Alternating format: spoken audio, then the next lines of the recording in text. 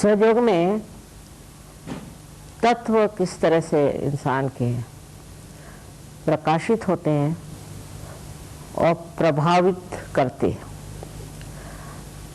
असल में हम अपने तत्वों से अनभिज्ञ हैं, क्योंकि उनके अंदर अभी अध्यात्म का प्रकाश नहीं है, सिर्फ बातें होती रहती हैं अध्यात्म पर। और जैसे कि आदि शंकराचार्य ने कहा कि माँ, ये शब्द जालम से मुझे आप छुड़ाइए। तो शब्द के जाल में फंसे हुए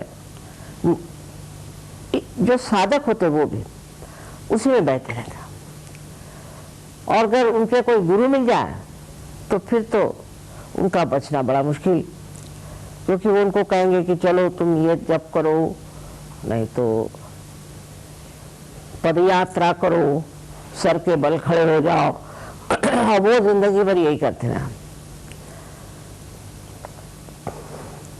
असल में अपने अंदर जो हम कहते हैं कि धर्म आना चाहिए, भारत में कम से कम लोग मानते हैं कि हमें धार्मिक होना चाहिए, मानते हैं। थोड़े लोगों को छोड़ दीजिए, अधिकतर लोग सोचते हैं कि हम धार्मिक हो जाए तो अच्छा है। अब धार्मिक होने के लिए हमारे अंदर धर्म जागृत होना चाहिए, लेकिन हम बाह्य के धर्मों में फंस जाएं तो वो धर्म फिर जागृत नहीं हो सकता। जैसे सवेरे से शाम तक ये करो, वो करो, वो करो, वो करो, भगवान के नाम पर उपास करो और तपस्या करो और पता नहीं दुनिया भर की चीज़ें। लेकिन कुंडलिनी आपकी माँ है, आपकी अपनी वैयक्तिक इंडिविजुअल माँ है। वो आपके अंदर शक्ति बनाए हुए बैठी हुई है और वही सारा कार्य करेगी। तो जब आपके अंदर जागृति आती है तो वो हर एक चक्रों में से गुजरती है। जब वो हर एक चक्रों में से गुजरती है तो उन चक्रों को वो पहले तो समग्र करती है, इंटीग्रेशन आता है, और उन चक्रों को प्लावित करती है, जिससे कहना चाहिए कि नर्चर करती है, और उससे वो चक्र जो है वो प्रसारित हो जाते हैं, अनेक कार्यों करती है। और सबसे बड़ी बात यह कि जब वो ब्रह्मरंध्र को छेद कर और चारों तरफ फैली हुई इस पावन शक्ति से एकाकारिता प्राप्त करती है, तब वो सारी शक्ति अपने शरीर के अंदर दौड़ने लग जाती है। अब इससे जो पहला लाभ होता है वो ये है कि हमारे अंदर जो सुप्त स्थिति में जो तत्व हैं वो जागृत होते हैं। अच्छा समझ लीजिए, अगर एक आदमी में ये तत्व है कि वो बड़ा भारी देशभक्त है, बहुत बड़ा, अब बड़ा देशभक्त है और देश के लिए ये करना चाहता है, देश के लिए वो करना चाहता है। कभी कभी इस तरह की बातें जो करते हैं वो ये नहीं जानते कि देशभक्ति ही सब कुछ नहीं। अगर आप देशभक्ति में बह गए तो न जाने क्या कर दें। और आप किसी भी एक चीज को सोच लें कि यही हमारा परम कर्तव्य है, एक चीज को, तो आपका एक ही तत्व बढ़ेगा और उससे बाकी के तत्व जो हैं वो खत्म हो जाएंगे। अब जैसे एक आदमी है, वो ये कि मेरे दफ्तर मुझे बहुत संभालना है, तो वो अपनी बीवी को बिल्कुल ही छोड़ देगा, बच्चों का ख्याल ही नहीं करने वाला, और चाहेगा कि मेरी ज़िंदगी जो है वो मेरी अपनी है, मैं जैसा रखूँ। तो आपने शादी क्यों करी? आपके बाल बच्चे क्यों हुए हैं? उनको भी कुछ देना चाहिए, उनको भी संभालना। तो जिसको कहना चाहिए कि सर्वांगीण उन्नति जब होती है मनुष्य की, तो वो किसी भी चीज़ को निगलेक्ट नहीं करता, किसी भी चीज़ की वो छोड़ता नहीं। जैसे कि पति है उनको भी देखें, बच्चे हैं उनको भी देखेंगे, और उनके रिश्तेदार हैं उनको भी देखेंगे, और जितने भी लोग हैं सबको वो एक समझेंगे। तो ये जो हमारे अंदर भावना आ जाती है जब, तो सबसे पहले हम कहते हैं कि यह आदमी तो बड़ा ही बदल गया, देखिए कैसे सबके साथ इसने जनसंपर्क कैसे छाया है। अब अनेक चक्रों पे अनेक तरह की विशेषताएं और तत्व हैं, और सबसे पहला जो चक्र है उसकी विशेषता है कि अबोधिता, इनोसेंस, और दूसरी उसकी जो विशेषता है वो ये है कि प्यूरिटी, निर्मलता, निर्मलता के अवतार है। अब जिस आदमी में निर्मलता का मतलब ये नहीं कि आप नहाना धोना, पर निर्मलता माने हृदय की निर्मलता। जो आदमी अपना जीवन अपने गलत कामों में लगाता है और अपने मूलतः जो आपका स्वभाव ऐसा हो जाए कि आप औरतों की ओर देखें, औरतों के पीछे भागें, जिनको लंपटपना कहते हैं, वो लंपटपना जो है वो इस चक्र से आता है और उसके खराबी के कारण अनेक बीमारियां हो जाती हैं, अनेक तकलीफ होती है। सबसे बुरा तो इन्हीं इस चक्र का क्रोध है। वो इतना भयंकर होता है क्रोध कि उससे न जाने क्या क्या मनुष्य को बीमारियां हो सकती हैं। जैसे एड्स है अब हो गए या और भी जो गुप्त रोग हैं सारे उसी की वजह से होते हैं।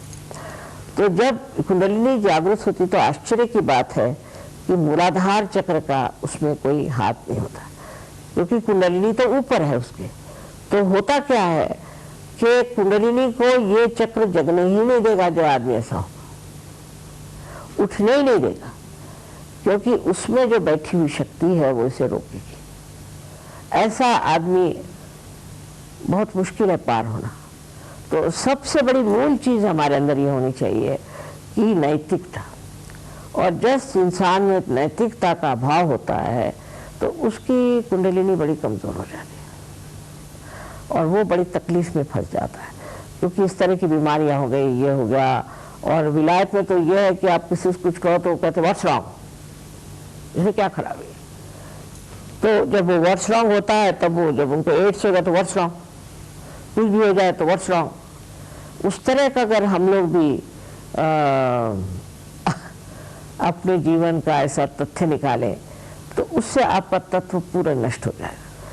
प्रदेश में तो ये तत्व बहुत नष्ट हो चुका था, लेकिन अब सहयोग से काफी पनप रहे हैं। तो सबसे बड़ा ये है कि मनुष्य को मूल एक सभ्य गृहस्थ की तरह रहना चाहिए और सीमित अपने घर के पत्नी और ऐसी जो रिश्ते हैं उसको बहुत पवित्र समझ के उसमें रचना चाहिए। उससे ये तत्व जो है ठीक रहता है। पर जब कुंडलिनी जागृत होने लग जाती है और अगर किसी आदमी को समझ लीजिए दोष है तो ये चक्र जो है ये उठने नहीं देगा, ये कुंडलिनी को पूरी तरह से अवरुद्ध करेगा। वो आदमी चाहेगा कि हम चाहते हैं, वो बहुत कहेगा कि हमें तो पार होना है, लेकिन उसका जरा मुश्किल है पार होना। फिर उसके अंदर ये भावना आती कि आखिर मैं क्यों नहीं पार हो रहा हूँ, क्या बात है। तो उसके इलाज सहयोग में है किस तरह से इस तत्व को फिर से जागरूक करना चाहिए, उसके इलाज हैं। और वो जब आप इलाज कर लेते हैं उसके बाद ठीक है। उसके बाद जो दूसरा चक्र है इसे हम स्वादिष्ठान चक्र, इस चक्र का तत्व है कि आप सृजनशाली हो जाते हैं, आपके सृजनता बहुत बढ़ जाती है। ऐसे लोग जिन्होंने कभी एक लाइन भी कविता नहीं लिखी वो काव्य लिखने लग जाते हैं। जिन लोगों ने कभी भाषण नहीं दिया वो बड़े भाषण देने लग जाते हैं। और जिन लोगों ने कभी पेंटिंग नहीं करी, कुछ कला नहीं देखी, वो कलात्मक हो जाते हैं, बहुत सृजन हो जाते हैं। हमारे आर्किटेक्ट्स लोग हैं वो कहाँ से कहाँ पहुँच गए। तो इंसान में सृजनता आ जाती है, क्योंकि वो अपनी सृजनता को बड़ी ऊंची चीज समझता है। फिर उसको पैसे की परवाह नहीं होती कि पैसा जो है उसको देखो और सृजनता कैसे भी करो। और नहीं, बहुत से लोग चाहते हैं कि हमारा बड़ा नाम हो जाए तो कोई ना कोई बड़ी विक्षिप्त सी चीज बना के रख दो। कुछ विचित्र चीजें आजकल जैसी बनती हैं इसलिए कि हमारा बड़ा नाम हो जाएगा, लोग हमें बहुत याद करेंगे, पर उसमें कला नहीं। तो कला का जो महान अंश है उसको प्राप्त करते हैं आप जब आपका ये दूसरा वाला चक्र है स्वादिष्ठान, ये ठीक होता है। और इसके कारण, स्वादिष्ठान के कारण ही हम बहुत जब सोचते हैं तो हमारा जो मस्तिष्क है उसके अंदर जो ग्रे सेल्स हैं उसकी शक्ति इस्तेमाल करते हैं, तो ये उस शक्ति को पूरित करता है ये चक्र। तो जो लोग बहुत सोचते हैं उनको दुनिया भर की बीमारियां हो जाती हैं, जिसको हम राइट साइडेड बीमारियां कहते हैं।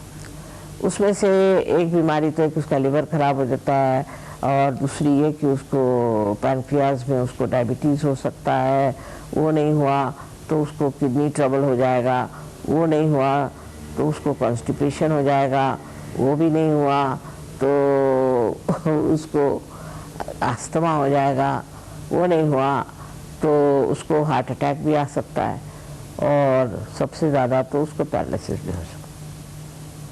सो राइट साइडेड जो बीमारियां हैं वो स्वादिष्ठान चक्र से आती है, और लेफ्ट साइडेड बीमारियां भी उसी से आती है। तो बहुत ज़रूरी है कि हमारा स्वादिष्ठान जो है वो अच्छा रहना चाहिए। अब ये किस तरह से स्वादिष्ठान वो कुंडलिनी संभालती है और उसको देती है कि जब किसी की कुंडलिनी आप जागृत करिए, अगर उसका स्वादिष्ठान चक्र पकड़ा हुआ है तो बराबर पीठ में जहाँ पर स्वादिष्ठान चक्र है आपको ऐसा लगता है जैसे वहाँ कोई हार्ट है कि क्या, ऐसे पूरी तरह से जोरों में स्पंदन होता है, तो आपको पता हो जाता है कि आदमी के राइट स्वादिष्ठान पकड़ा। अब वो राइट स्वादिष्ठान जब साफ हो जाए देखो, तो मनुष्य का चित्त जो है एकदम स्वच्छ हो जाता है, और उसके अंदर जो ये स्ट्रेस और वगैरह जो आजकल प्रकार है वो सब खत्म हो जाता है, और वो शांति में विराजमान हो जाता है।